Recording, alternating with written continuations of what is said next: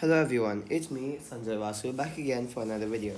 This time I'll be doing it on the Cambridge IGCSE Additional Mathematics Paper 2 for October and November 2022. This is variant 3 of Paper 2. Let's start. Question 1. Solve the following inequality. 2x plus 3 times x minus 4 is greater than 3x plus 4 times x minus 1. We can expand the brackets first. So we'll get 2x squared minus 5x minus 12 is greater than 3x squared plus x minus 4. Now we can bring this whole thing to the other side. So we'll get x squared plus 6x plus 8 is less than 0. Well, you could write this as 0 greater than 8 plus 6x plus x squared. Well, this is the same thing. I've just written the x terms on the left hand side, the quadratic on the left hand side. Now we can factorize this. This simply x plus 4 times x plus 2 is less than 0 because we can see 8 is equal to 4 times 2 and 6 is equal to 4 plus 2. So using Vieta's formulas, or in other words, the simple quadratic factorization formulas, we'll get this. Now we need to find out whether x plus 4 is greater than 0 or less than 0, and whether x plus 2 is greater than or less than 0. Well, how do we find this out? A simple way is to just draw a sketch of the graph. Let's say this is the y-axis, this is the x-axis. I've extended it on this side a lot for a reason, because the two x-intercepts of this graph will be minus 4 and minus 2 for y equals x plus 4 times x plus 2. So the 2 points will be over here, minus 4 and minus 2, and the turning point will be at x equals minus 3. So it looks something like this. How do I know it's at x equals minus 3? Because in quadratic graphs, usually the turning point will be in the middle of the two x-intercepts for the xy's. And for y value of the turning point, you don't need this now, but then just as a reminder, you can just find this by substituting into the equation. Anyway, now we want the region where this equation is less than 0. So that makes it an equality, right? So where is y less than 0? That is in this region here. This is the region we want. I'll just mark that in red, the critical region for this question. There we go. And this is in between minus 4 and minus 2. Therefore, it is x greater than minus 4 and x less than minus 2. In other words, this is a bounded inequality, and minus 4 is less than x less than minus 2. This is our answer. Let's go to question 2. The tangent to the curve y equals ax squared minus 5x plus 2 at the point where x equals 2 has the equation y equals 7x plus b. Find the values of the constants a and b. Well, first thing we can see is the tangent to the curve at x equals 2. The first thing we need to think about when we see tangent to a curve where we have the equation of a curve, we need to think about the derivative. So dy by dx is equal to 2ax minus 5. Now this over here, the tangent is already given, y equals 7x plus some constant b. Well, the dy by dx is simply the gradient of this tangent, and we know the gradient, which is equal to 7. And this is equal to 7 only at the point x equals 2. So we can substitute x equals 2 into this. So 4a minus 5 equals 7, 4a equals 12, a is equal to 3. Now we know the a value, that's equal to 3. Now what's the value of b? That's the y-intercept of the equation of the tangent. Now the y-intercept means x is equal to 0. So where does this tangent line intersect the y-intercept? Well, this line intersects this graph at x equals 2. So we need to know the y-coordinate, only then we can substitute and find b. So at x equals 2, y is equal to 3x squared minus 5x plus 2, that's the equation, which is 3 times 2 squared minus 5 times 2 plus 2. And when we calculate this simply becomes 4. So y equals 4 at x equals 2. Now we have a point which we can use. 4 equals 7 times 2 plus b. So b is equal to minus 10, and now we have our answer. A equals 3, b equals minus 10. Let's go to question 3. Solve the equation log of 2x minus 1 plus log of x plus 2 is equal to 2 minus log 4. Well, this log over here has no base given over there, and that basically means its default is base 10. By the way, log can be written as log or lg, both are fine. In the question they were given as lg, but I'm more comfortable with writing as log, and I want to show you both ways of writing it, so I'll write it as log. Firstly, we have two separate logs which are added together, and therefore we can simply multiply whatever is inside and take the log of that whole thing using exponent laws. So log of 2x minus 1 times x plus 2 is equal to 2 minus log 4. Well, notice something else different. We can take this log 4 and bring it to this side. So log 4 plus log of 2x minus 1 times x plus 2 is equal to 2. Now using the same rule, we can multiply these two and take the log of this. Log of 4 times 2x minus 1 times x plus 2 is equal to 2. Now we can take 10 to the power of both sides, because when we take 10 to the power of both sides, we will get rid of the 10 and the log. They will cancel out since they're inverse functions. So we have 4 times 2x minus 1 times x plus 2 is equal to 100. Now we can expand this brackets. 8x squared, this is the x squared term, plus 12x, the x term, minus 8 is equal to 100. Now that means when you bring the 100 to the left side, we will get minus 108, and that will be equal to 0. We can factorize the 4 from this, so 2x squared plus 3x minus 27 is equal to 0. Now we simply need to solve this equation and we'll get our answer. Once we factorize this equation, we have to have a 2x and an x in the brackets, and then we can see that the a value times the c value is minus 54 in this equation, and the b value is positive 3. Which two numbers multiply to minus 54 and add up to 3? We can take trial and error and we can find that the numbers are 9 and minus 6. Well, minus 6 is the one divisible by 2. So we divide by 2 and make it minus 3, and we put it in the opposite side of where the 2x is. And then the other value, which is 9, we just place it here. Now if we double check, this one I'll add up to 3x, the x terms. Then the x squared term obviously is 2x squared, and multiplying these we get minus 27, so this is correct. Now this is equal to 0, and x is simply equal to minus 9 by 2 or minus 4.5, or x equals 3. Well, this is not actually our final answer, because when we substitute x equals negative 4.5 into this, we will get all of these logarithms as not defined, because logs are not defined for values which are less than 0. They have to be greater than 0, or in other words, they have to be positive. So x equals 3 is the only answer. Only x equals 3. Let's go to question number 4.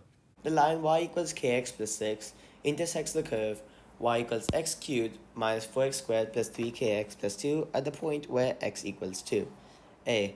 Find the value of k. Well, if these two curves intersect at x equals 2, that means the y values are equal as well. Since the x value is already equal, x equals 2, we just need to equate y values. So we can substitute this into this equation.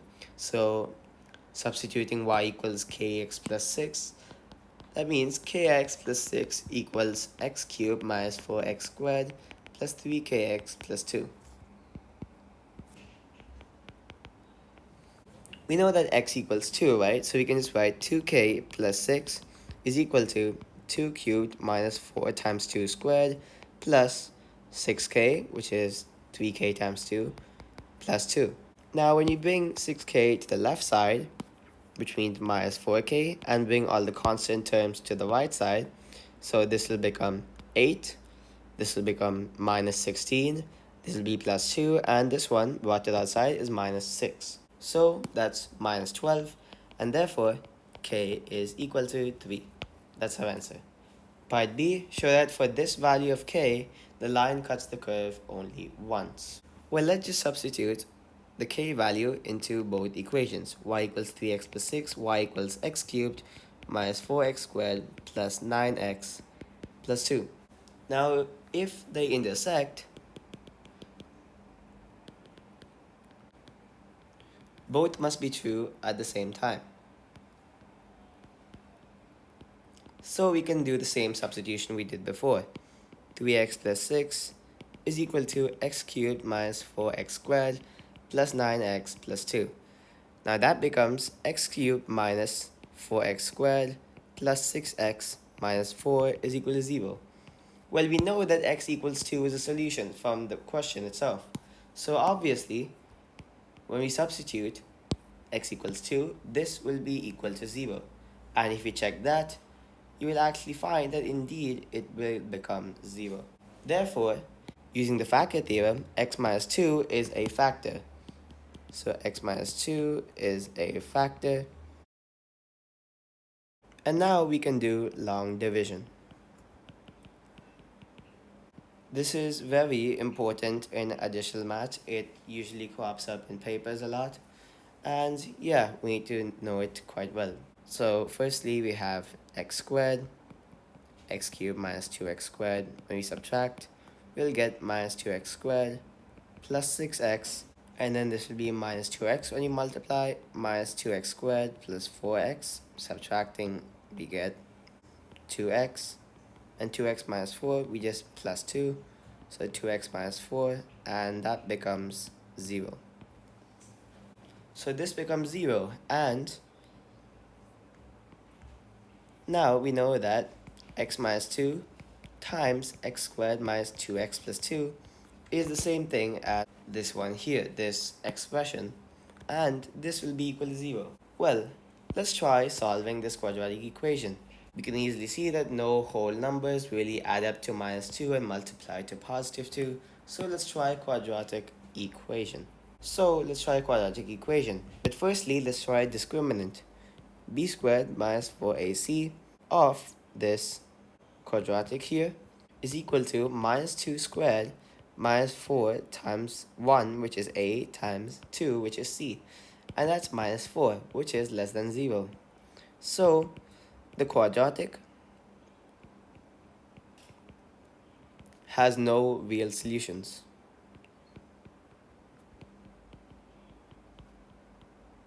So the line cuts the curve only once at x equals 2, which is the one given in the question already. That's our answer. Let's go to question 5. A. Show that cosine x by 1 minus sine x plus 1 minus sine x times cosine x is equal to 2 secant x. First thing, we can simply multiply over the fractions. So cosine squared x plus 1 minus sine x the whole squared divided by cosine x times 1 minus sine x. Now this is of course the left hand side, and we cannot really simplify the right hand side. It's easier to bring this complicated side into the simpler form. That's why we start with left hand side usually in every question. Now you can write cosine squared x as 1 minus sine squared x. This is a trigonometric identity which you can find at the front of the paper in the formula sheet as well. Now we can expand these brackets here. So plus 1 plus sine squared x, because we know a minus b the whole squared is a squared plus b squared minus 2ab. And this minus 2ab will be minus 2 sine x. Now this sine squared x will cancel. And of course when we divide this by cosine x times 1 minus sine x, we'll get 2 minus 2 sine x. We can factorize the 2, so 1 minus sine x multiplied by 2 divided by cosine x times 1 minus sine x. See where this is going? Cancelling out 1 minus sine x from numerator and denominator, we get 2 by cosine x, which is equal to 2 times the secant of x, since secant is just 1 by cosine x. And therefore, this is equal to the right hand side, which we need to find in the question, and we have proven this. That's our answer. Part B, hence solve the equation given over here for minus 360 less than theta less than 360 degrees. Well, we know that cosine x by 1 minus sine x plus 1 minus sine x by cosine x is equal to 2 secant x. Now substituting theta by 2 as x, we will just get 2 times secant of theta by 2 is equal to 8 cosine squared of theta by 2. Well, if theta is between minus 360 and 360, what will be theta by 2? Of course, we divide both of them by 2, minus 180 to 180. Now 2 secant x is simply 2 divided by cosine x. And 2 divided by cosine theta by 2 will be 8 cosine squared theta by 2. Now when we bring this over here, 8 times cosine cubed of theta by 2, because cosine squared is just cosine theta by 2 the whole squared. Now when you multiply one more time, we just make it from a square to a cube. And now that's equal to 2. So cosine of theta by 2 the whole cubed is 1 by 4. And cosine of theta by 2 is equal to the cube root of 1 by 4. Now this cube root of 1 by 4 is completely positive. And where is cosine positive? Cosine is positive in quadrants 1 and quadrant 4. But then quadrant 4 is from 270 degrees to 360 degrees. Well, we can bring this quadrant right before quadrant 1, because when we subtract 360 from any value of cosine, let's say we have some random x value, we take cosine x. It's the same thing as cosine of x minus 360, because cosine repeats itself every 360 degrees. So this quadrant 1 will be between 0 to 90 degrees. And quadrant 4 over here will be between minus 90 to 0 degrees. So over here, theta by 2 will be equal to cosine inverse of the cube root of 1 by 4. Let's take our calculator out. So let's take 1 divided by 4, take the cube root, and making sure that your calculator is in degrees mode, take the cosine inverse of this to get 50.95, or because it's an angle, 51.0 degrees, or of course minus 90 to 0, because in normal quadrant 4 this should be 360 minus 51, which is equal to 309, but then we have to subtract 360, so we get negative 51. And therefore theta will be equal to 102.0 degrees or minus 102.0 degrees. All of this to one decimal place because they are angles. And these are the only two values. That's our final answer. Let's go to question 6. Question 6. The first four terms in ascending powers of x in the expansion 3 plus ax whole to the power 4 can be written as a1 plus bx plus cx squared plus 3 by 2x cubed.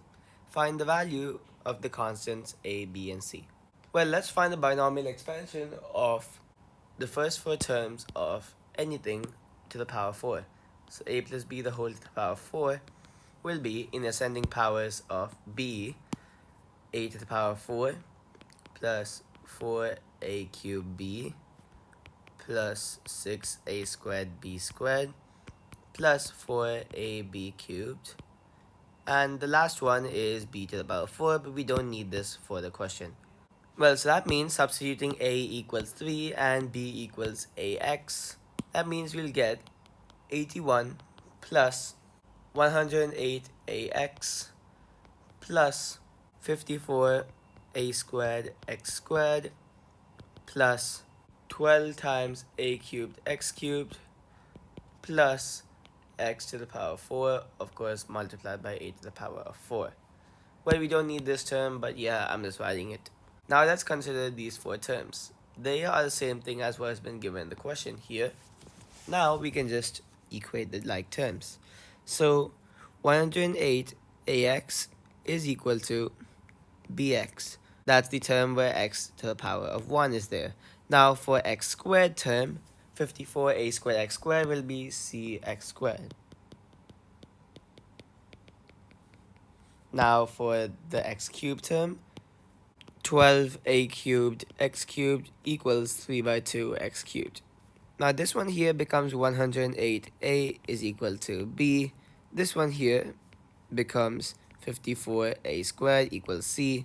And this one here becomes 12a cubed equals 3 by 2 when removing the x terms.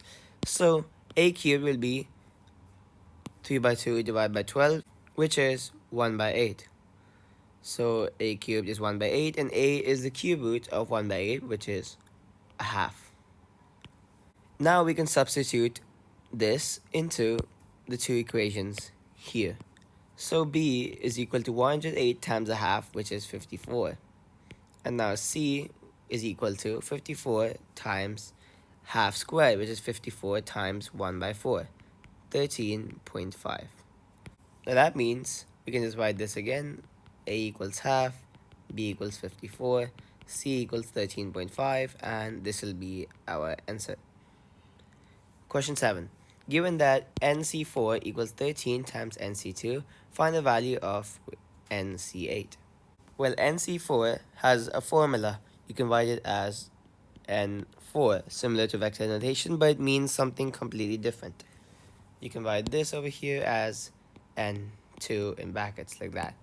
It's called N choose R, where R is this value on the bottom, 2 or 4 in this case. So N choose 4 will be n factorial by n minus r, which is n minus 4, the whole factorial, times 4 factorial. That will be equal to 13 times n choose 2, which is n factorial by n minus 2, the whole factorial, times 2 factorial. Now this part here can be written as n times n minus 1 times n minus 2 times n minus 3. Because everything after n minus 3, which is n minus 4 all the way down to 1, is all covered in this factorial and also in this one, so we can cancel it out. For example, 8 factorial by 4 factorial. That'll be 8 times 7 times 6 all the way to 3 times 3 times 1.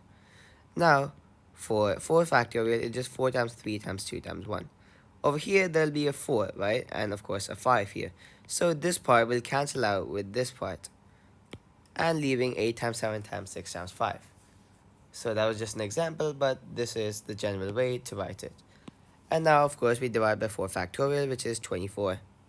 That'll be 13 times, using the same method, n times n minus 1, divided by 2 factorial, which is 2. This means if we bring n times n minus 1 to this side and divide here, we'll cancel this over here. In other words, we can cancel these, and n minus 2 times n minus 3, which is n squared minus 5n minus 6, plus 6, is going to be equal to 13 times 24 when you bring it to this side, divided by 2.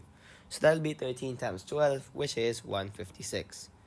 Now n squared minus 5n minus 150 is equal to 0. And n minus 15 times n plus 10 is equal to 0. This means n equals 15 or minus 10. And n equals 15 is correct because n cannot be negative.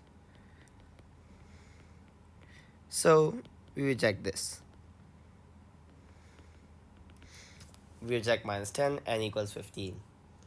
So n choose 8 is going to be 15 factorial by 7 factorial times 8 factorial, because 15 minus 8 is 7. And when we do this, it'll become 15 times 14 times 13 times 12 times 11 times 10 times 9, divided by 7 times 6 times 5 times 4 times 3 times 2 times 1. So when you do this, we can just do that on our calculator. So, well, you could do that multiplication division problem in your calculator, but the simpler thing is to just use the factorial button. So 15 factorial divided by 7 factorial and divide this by 8 factorial to get 6435. And that'll be our answer. Let's go to question 8. A. Particle A starts on point with position vector 3 minus 2 and travels with speed 26 meters per second in the direction of the vector 12, 5. Find the position vector of A after t seconds. Well, the direction of vector 12, 5, of course, will take you a magnitude or a distance. And the magnitude of 12, 5 will be equal to 12 squared plus 5 squared holding square rooted. That's 13 units. And the vector will be approximately in this direction. So 13 units in this direction is the vector 12, 5. Well, in this case, you can call it 13 meters as well, because given that it travels at speed 26 meters per second. Well, either way, if the distance is 13 and the speed is 26, the time taken for one unit vector of 12, 5, which basically means 1 of 13 units, that'll be distance divided by speed, which is 0.5 seconds. Well, the original position vector of A is 3 minus 2. And of course, we add this to the magnitude, the vector 12, 5, which takes half a second per completion. So let's say we have 1 second, that's 2 times 0.5, which means you'll go 2 of these unit vectors. And let's say we have 2 seconds, it'll simply be 4 of these vectors. So for any value t, that means the number of vectors of 12, 5 we'll be going is 2t. So 2t times 12, 5. That's simply going to be 3 plus 24t on the x coordinate of the position vector, and the y coordinate will be 10t minus 2. And this will be our answer. Part B. At the same time, particle B starts from the point with position vector 67 minus 18. It travels with speed 20 meters per second at an angle of alpha above the positive x-axis, where tan alpha is 3/4. Find the position vector of B after t seconds. Well, the angle alpha is above the positive x-axis. So if we draw a unit circle, we start from here, which is 0 degrees. And that coincides with the x-axis. And we start walking anti-clockwise, like this, and then come back here for 360 degrees. So the angle alpha has to be within this region, or 0 to 180 degrees on the unit circle. And where tan alpha is 3/4, tangent values can be positive in the first or third quadrant, which means on a unit circle, this or this region. This is 1, this is 3. For information, this is the second and this is the fourth quadrant. So we can draw tan alpha equals 3/4, which is an angle pointing roughly in this direction. We can draw that as a right angle triangle. So let's say we have a triangle. This is alpha. We have opposite by adjacent, which is tangent, so 3, 4. And now we can find the third side using Pythagoras theorem, which is basically 5. So this becomes a vector, right? The two coordinates of a vector. So it'll be 4, 3. The vector 4, 3 is depicted here. And the magnitude is 5.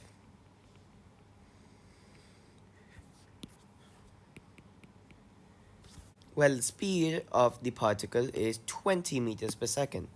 So the time taken to travel by this vector will be 5, which is the distance, divided by 20, which is the speed, 0.25 seconds. So in 1 second, this particle will go 4 times of this 4, 3 vector. In 2 seconds, it'll go 8 times. So for t seconds, it'll go 4t times of this vector. So t seconds means 4t times 4/3. the vector for 3. Now we can find the position vector of b after 3 seconds. We know its starting point, so 67 minus 18 plus 40 times 3. And that's going to be 67 plus 16t as the x-coordinate and 12t minus 18 as the y-coordinate. And this will be our answer. Of course, you could just find alpha, but this is a much easier method in my opinion. You could find alpha as an acute angle and then do the same steps which I did here. So either way, you'd get the same answer. And if you got a 6, 8, 10 triangle or a 9, 12, 15 triangle or something like that, it's still correct. It's the same angle alpha, but the triangle has been scaled up by a scale factor. Let's say for 6, 8, 10, it's been scaled up by scale factor 2. So if we did this method but got a different triangle, as long as the ratio of the sides is 3:4:5, is still correct. Either way, that's our answer. Let's go to part C. Hence, find the time at which A and B meet and the position where this occurs. That simply means that the x-coordinates have to be equal and the y-coordinates have to be equal. So if we go back, we can see 3 plus 24t, 10t minus 2, and then 67 plus 16t, 12t minus 18. So that means taking the x-coordinates, 3 plus 24t is equal to 67 plus 16t. Now when you bring 16t to this side, bring 3 to the other side, 8t is 64 and t is equal to 8. We can't stop here. We have to check if it works for the y-coordinates.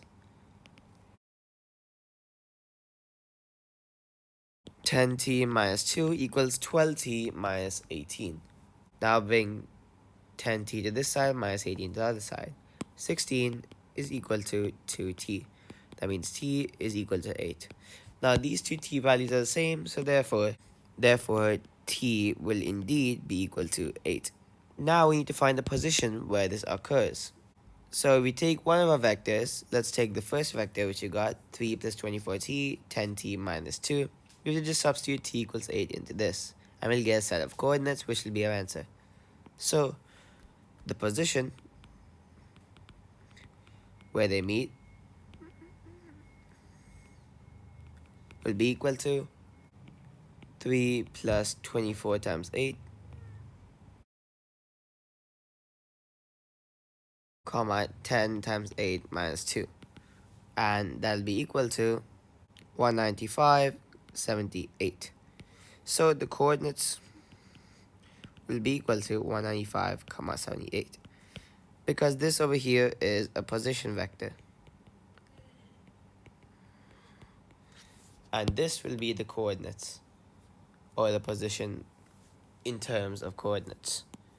So therefore the answer is time equals 8 and coordinate is 195, 78. Let's go to question 9. The equation of a curve is y equals kx e to the power minus 2x, where k is a constant. A. Find dy by dx, the derivative of y equals this function. Well, a derivative we can find using the product rule. So y is equal to uv, where u is equal to kx and v equals e to the minus 2x. Now we need to find du and dv to be able to take the derivative of this. So that'll be equal to k for du, and dv is simply going to be equal to, using the chain rule, minus 2 e to the minus 2x. So dy by dx is equal to u dv plus v du. This is the formula. That'll be equal to minus 2 kx e to the minus 2x plus k e to the minus 2x. And that'll be our answer. Part B, find the coordinates of the stationary point on the curve y equals 10x e to the minus 2x. Well, the coordinates of the stationary point will be where the derivative is equal to 0. And in this case, the curve is 10x e to the minus 2x. And substituting into our original equation, k is equal to 10. Over here it's kx, over here it's 10x. That's enough to say k is 10. So the derivative has to be equal to 0 at the stationary point. So minus 2kx e to the minus 2x will be minus 20x e to the minus 2x plus 10 e to the minus 2x. That has to be equal to 0. Well, we can factorize 10 e to the minus 2x from both sides. So that'll be 10 e to the minus 2x times minus 2x plus 1 is equal to 0. So that means either this or this has to be equal to 0. Well, 10 e to the minus 2x is equal to 0. This has no solutions, since e to the power of anything cannot be 0. Now that means minus 2x plus 1 is equal to 0, and x will be equal to 1 over 2. Now to find y, which is the second coordinate, y equals 10 times half times e to the minus 2 times half. So y is equal to 5 by e. So the coordinates will be equal to half comma 5 by e, and that'll be our answer. Let's go to part C. Use the answer to part A to find the integral of 4x e to the minus 2x dx. Well, in part A, we found that the derivative of this function here will be this over here. So of course, if we're taking this here, this looks very similar to the previous question's function, and especially very similar to this part here, except that k is equal to minus 2 in the derivative. So dy by dx of y, of course, or in other words, the function at the start of the question, will be equal to, let's just write that again, minus 2kx e to the minus 2x plus k e to the minus 2x. And here, minus 2k equals 4 and k equals minus 2. Now that is the obvious part. Well, we can write this over here as this plus this minus this again. So we can find the integral of 4x e to the minus 2x plus k e to the minus 2x, which is negative 2 e to the minus 2x. We can write as this minus the same thing, minus of negative 2 e to the minus 2x, which becomes plus now.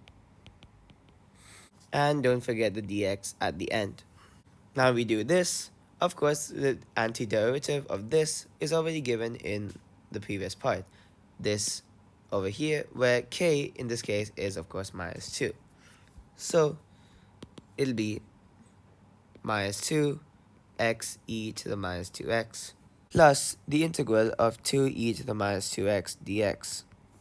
Now this integral is easy to find because it's just a constant over here, so we just do divide by minus 2 to the coefficient, and that'll be minus 2x e to the minus 2x minus e to the minus 2x. And of course, we don't forget our constant of integration, which is just plus c, and this is our answer. Let's go to part D. Find the exact value of the integral from 0 to 1 of 4x e to the power minus 2x dx. Well, we know the integral over here, but this is indefinite integral. Now, what is the definite integral between 0 and 1? Using the fundamental theorem of calculus part 2, we can say that this will be equal to minus 2x e to the power of minus 2x minus e to the power of minus 2x plus c whole thing from 0 to 1, because this is the integral, the indefinite integral, which we found last question. So substituting x equals 1, we get minus 2 e to the power of minus 2 minus e to the power of minus 2 plus c, and this whole thing minus of whatever we get when we substitute 0. So 0 minus 1 plus c. Now this will be equal to minus 3 by e squared, taking this thing, and then when we subtract negative 1, that'll be positive 1. And why am I not writing any c's here? Because the minus c and the plus c cancel out. So it doesn't matter what the constant is, it'll cancel out using the fundamental theorem of calculus. So this will be our final answer. Let's go to question 10. Question 10. A. The third term of an arithmetic progression is 10, and the sum of the first 8 terms is 116. Find the first term and the common difference. Well, the third term of an arithmetic progression. The general term for an arithmetic progression is a plus n minus 1 times d. So in this case, third term is a plus 2d because n is equal to 3. 3 minus 1 is 2 multiplied by d plus a. Now that will be equal to 10 as given in the question. Now the sum of the first 8 terms is 116. Now the formula for that is n by 2 times 2a plus n minus 1 times d is equal to 116. And in this case, n is equal to 8 since we're going for first 8 terms. So 4 times 2a plus 7d equals 116. That means 8a plus 28d equals 116. Now this is our second equation. This will be our first equation. See where this is going, right? Simultaneous equations. Well, let's multiply this equation by 8 in order to make the a coefficients equal. So let's do 1 times 3. That makes 8a plus 16d is equal to 80. Now this, let's say it's equation 3. And let's just write equation 2 down again. And when we subtract this, the 8a terms will cancel. And minus 12d will be left with minus 36. So d is equal to 3, which is the common difference. Well, now that we know the common difference, we can see that a, the first term, we can find easily. So let's just substitute this into equation 1. A plus 2 times 3 equals 10. That means a equals 10 minus 6, which is 4, which is the first term. And that's our answer. Let's go to part B. Find the sum of 19 terms of the progression starting with the 12th term. Well, if we start with the 12th term, what term do we end on if we have 19 terms? So 12th term plus 19 minus 1 is equal to 30th term, which is the last term. 30th is the last term. Now the sum from term 12 plus term 13 all the way till term 30, that's just equal to the sum from 1 to 30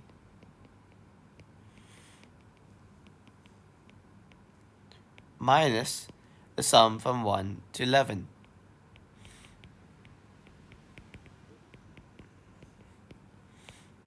And we have a formula for the sum of n terms of an arithmetic progression. That is this over here, which is at the front page of the paper. And using this, we can say that this will be half times 30 times 2 times 4 plus 30 minus 1 times 3 using the values of a equals 4 and d equals 3 from the previous question, part A. And then of course we subtract half times 11 times 2 times 4 plus 11 minus 1 times 3. And when we do this, we get 15 times 8 plus 87 minus 5.5 times 8 plus 30. That's just 15 times 95 minus 5.5 times 38. Let's do this on the calculator. 15 times 95 minus 5.5 times 38, where we get 1216 as our final answer. Now let's go to question 11. In the vector diagram, OP is equal to 2a, SR is equal to 5a, OS is equal to 3b, and QR is equal to b. All these are vectors, of course. Part A, given that px equals lambda times ps. px is lambda times ps. Write ox in terms of a, b, and lambda. Well, ox can be written as op plus px. Well, how do we find px? We need to find ps. How do we find ps? We have these two vectors, so using triangle law, we can find them. So ps will be po plus os, right? Because we're just going to another point and coming back to s. So ps equals po plus os. And op is what we have given. Po will be the opposite of op, so negative of 2a. That's just minus 2a, and then of course we just add the 3b, which is going os, the same direction as it's given. Now we know what ps is. Px is equal to lambda times ps. So, since it's lambda times ps, we just substitute what we found just now, lambda times 3b minus 2a. Now, since we have px, we can find ox by just adding op plus px. So ox equals op plus px, which is equal to lambda times 3b minus 2a, whole thing plus 2a. Now this will be our final answer since everything's in the form of lambda, b, and a. Let's go to part b. Given that ox is equal to mu, the symbol is mu, times oq, write ox in terms of a, b, and mu. Well, to find ox in terms of mu, we need to find what oq is. Well, OQ is OP plus PQ, but we don't know what PQ is, so it's easier to go the other way, the long way around. But we know what all these three vectors are, so it's easy to find what OQ is going to be. So OQ is going to be OS plus SR, all the way coming back with RQ. That's 3B plus 5A minus B. Because QR is B, so RQ is going to be the opposite of B, which is negative B. Now that's going to be 5A plus 2B. We know what OQ is. Now OX is just mu times OQ.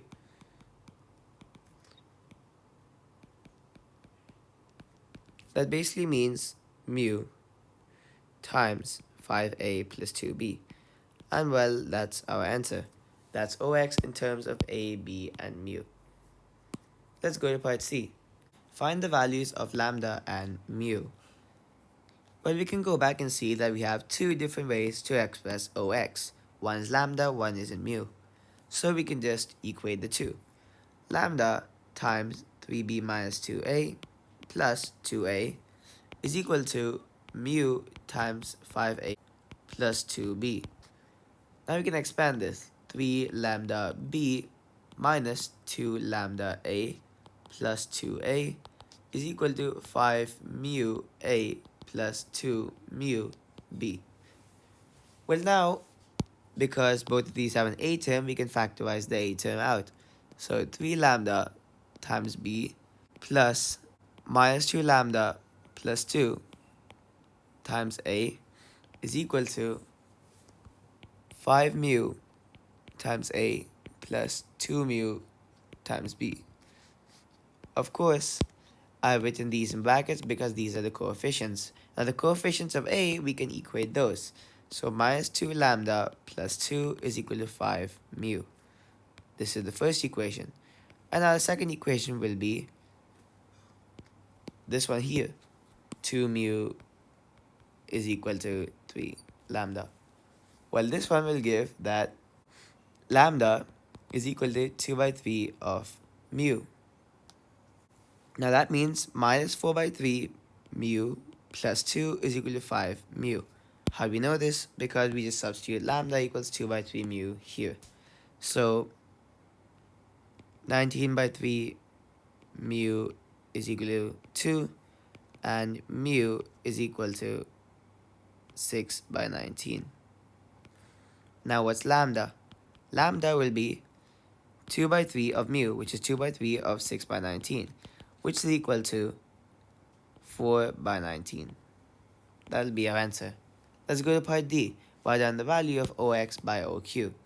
Well, we can see that OX is mu times OQ. So OX by OQ will be mu OQ divided by OQ, which is mu, and that's simply 6 by 19. Now, part E, find the value of px by xs. We know that px is equal to lambda of ps, and xs will be ps minus px. So that's going to be ps minus lambda ps. So we have px, which is lambda px, by ps minus lambda ps. Sorry, this is ps, not px. And well, now we have everything in form of ps. So that'll be lambda of ps divided by, when we can factorize a ps out of the denominator, so 1 minus lambda here. So that'll be lambda by 1 minus lambda. And we can substitute this as 4 by 19 divided by 1 minus 4 by 19. That'll be 4 by 19 divided by 15 by 19, which becomes 4 by 15.